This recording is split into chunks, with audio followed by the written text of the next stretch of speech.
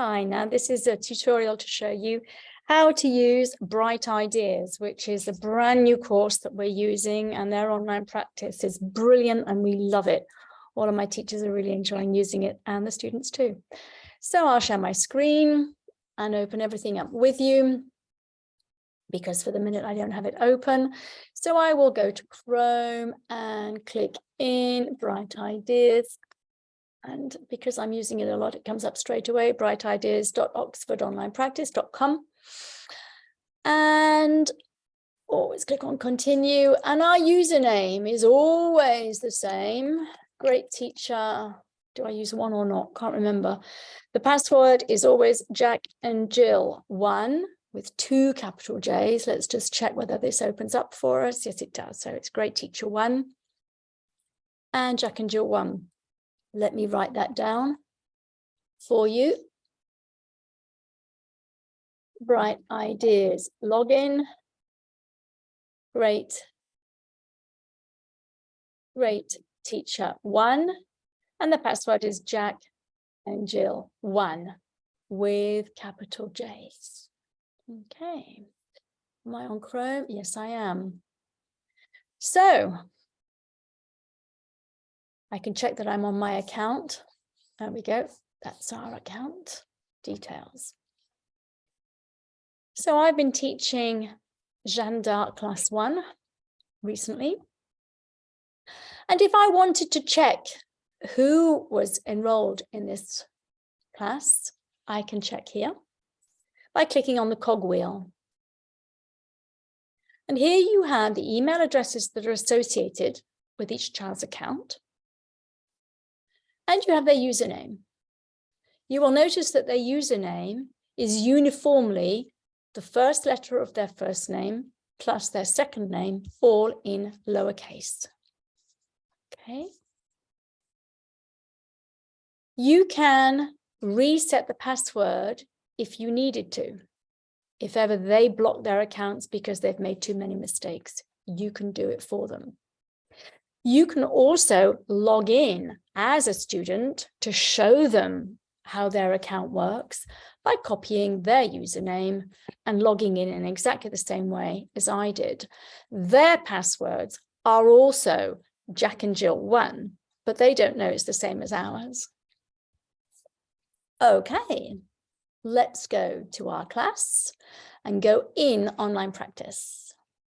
So on this tab here where it says unit, I will get all of the different activities that there are in my different units. Unit 1, as you can see in Bright Ideas, there are a lot of lessons, shall we call it? 1, 2, 3, 4, 5, 6, 7, 8, 9. There's 9 lessons per unit, and it's exactly the same all the way through. As you can see that there is a lock next door to some of these units, and I do recommend that you lock the units that you're not yet using, because children will charge ahead and do more than they've been asked to do because it's fun and they're enjoying it and they think, oh, I'll get ahead. I prefer that they work at the same rhythm as we're working in the classroom so that what they do really does go in and it really acts as consolidation. To lock or unlock units, you would go here. We are not yet at unit 5 with this class, so I'm going to lock that. Okay, and if I was to do that, I think it's now locked and I'll save it. There we go. And you can see that there's a lock against all of these. Okay, and now it shows that there is a lock. Okay, you can see how easy it is to unlock.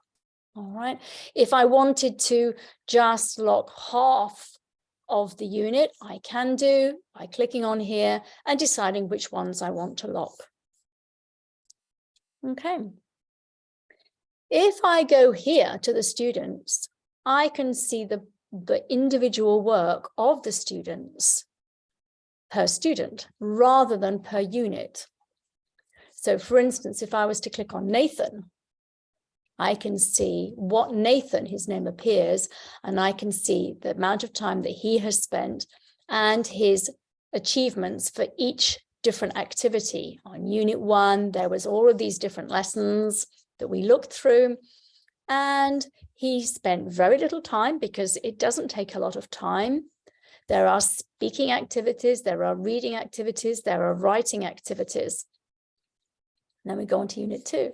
If I go on to Joshua, again, I can see Joshua and see what he's done, the same on the different units. Okay. If I want to see the whole class, then I would go here and I click on the big question, and then I can see per lesson all of the students. So this is typically what I would use to go through at the beginning of a lesson to say, right, let's have a look who's done the homework, because we'll be giving out points for everybody who's done their homework. And we celebrate and highlight it up, shared with the whole class, because this is a great way of encouraging children who are not yet doing their homework to really want to do their homework. So here we go. I can see that they've got 80%, 100%. Melisandre, I know, is having difficulty getting online because her parents aren't really on board. Otherwise, we've got a very good level of online practice adherence. Now then, if I wanted to show you different activities, the listening and the reading is self-correcting. However, if I go to Grammar 1, is it Grammar 1 that has speaking? Obviously not. Let's go down to Grammar 2. Grammar 2, there we go. There are speaking functions on this, and the children can record their voice, and we can all listen to it in class. And the kids absolutely adore this. I adore it too.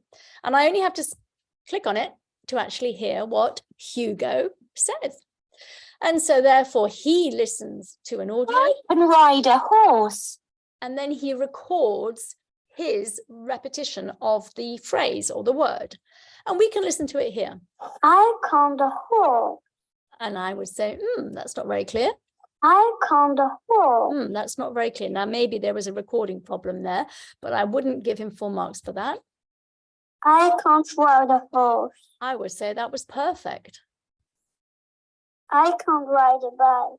Yes, I can't. He's changed. His can't and his can aren't different enough. So I would say that I would listen to all of their speaking in the class. We share it, we celebrate it. The kids even clap each other. They think it's wonderful. And I would say, Hugo, that was very good, but I can't hear the difference between can and can't. And it's important. For the one is negative and the other is positive. And I would say, do you agree with me, Hugo? Let's listen. I would say this and you're saying that. Do you hear? Okay, so listen more clearly. And then I can give you full points. So here he only got 7 out of 10.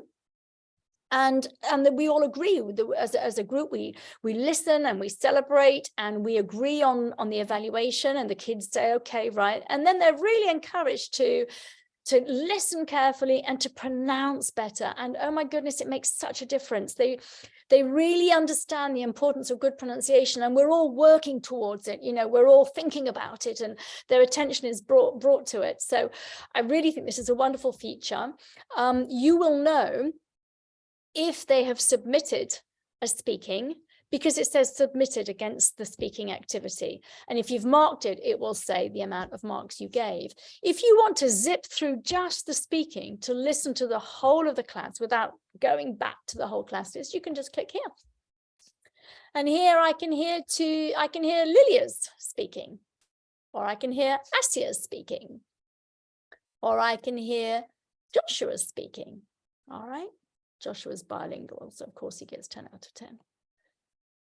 Okay, and you can see my comments at the bottom. Isn't that exciting? I can close that and I can go back to my class where I was and carry on with marking the rest of the stuff. So here we can see that I gave, there we go. Nathan has submitted work, but I haven't yet marked it. Here, this has been marked and he got 10 out of 10. Melisandre hasn't submitted. There we go. Joshua got 10 out of 10. And so the results are translated into a percentage, Whatever happened there, I don't know. I don't know whether she tried or maybe it didn't work. It looks like it didn't work properly. I think she had a problem with the recording. And you can see the marks. So the kids are seeing exactly how they're managing, and they can resubmit. Amazing. So I can go back in and mark it again if I want to. Isn't that wonderful? They are very, very keen, this group are. Okay.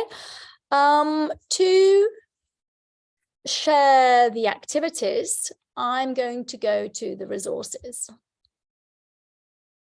I've got the teacher's guide here, which is a download only. So you can download it in your home computer, you can download it onto your telephone, and you can download it into the class computer where you're working and consult it.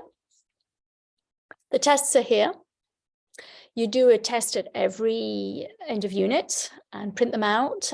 They're very easy to use. They also include speaking and listening. So you've got the audio here. Again, it's download.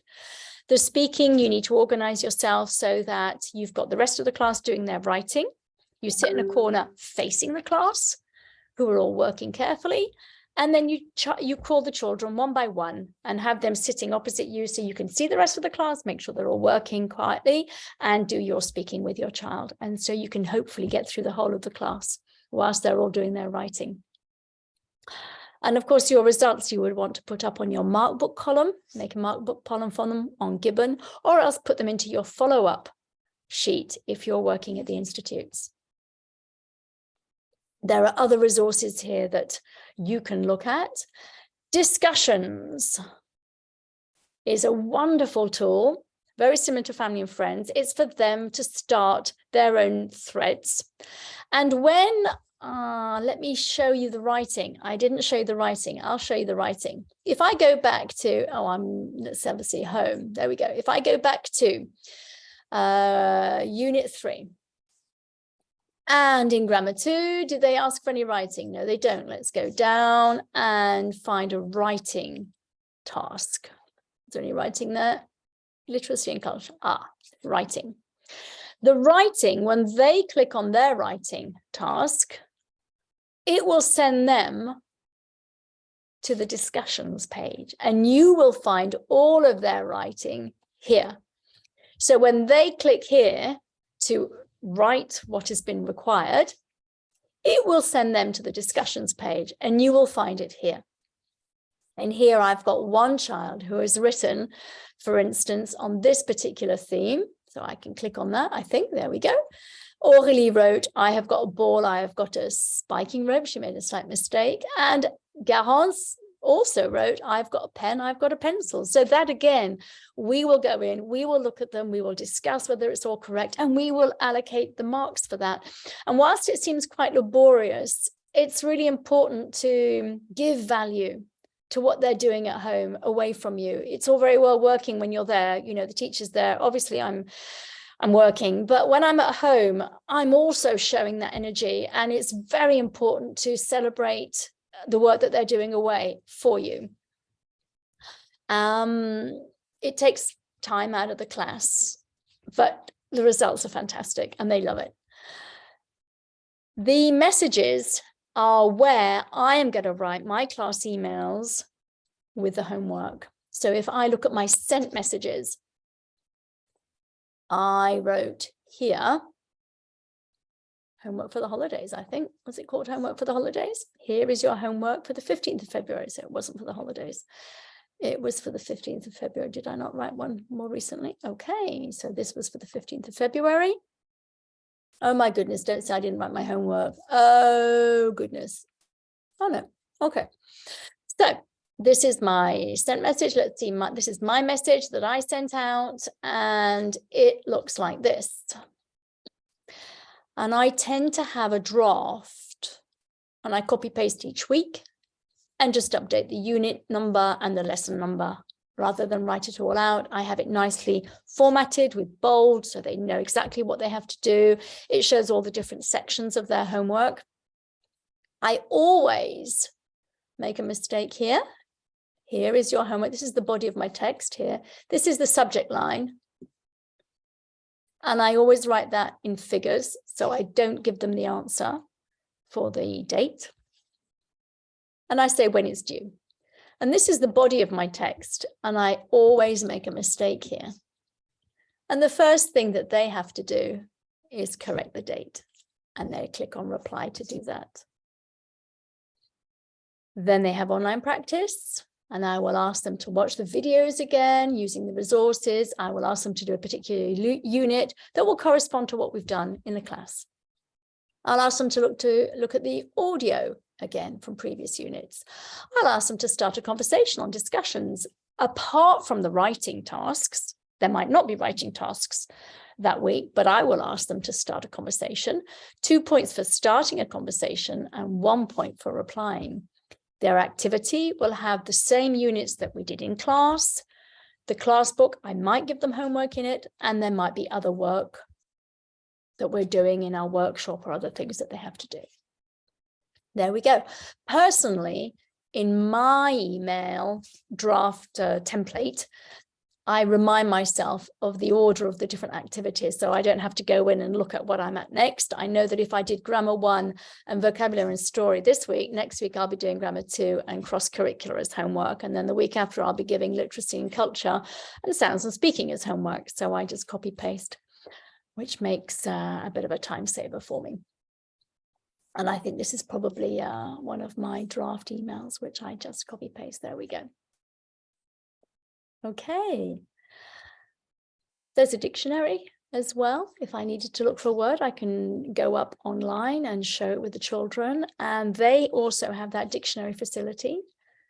And in the resources, I think I showed you all of the resources. Oops, I can close that. And in the resources, I think we've looked through it all, so you can see everything that you need to know. Enjoy using Bright Ideas. We really do.